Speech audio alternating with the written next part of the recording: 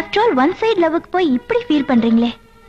ஒரு செடியில எத்தனை பூ பூக்குது, ஒரு பூ உதிர்ந்தா இன்னொரு பூ பூக்குறது இல்ல? வாஸ்தவம் தாங்க. ஆனா உதிர்ந்த பூவை மறுபடியும் எடுத்து ஒட்ட வைங்க பார்க்கலாம். முடியாது.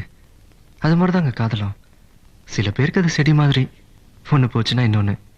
சில பேருக்கு அது பூ மாதிரி, ஒரு தடவை பூத்து உதிர்ந்ததுன்னா அவ்வளவுதாங்க, மறுபடியும் எடுத்து ஒட்ட வைக்க முடியாது.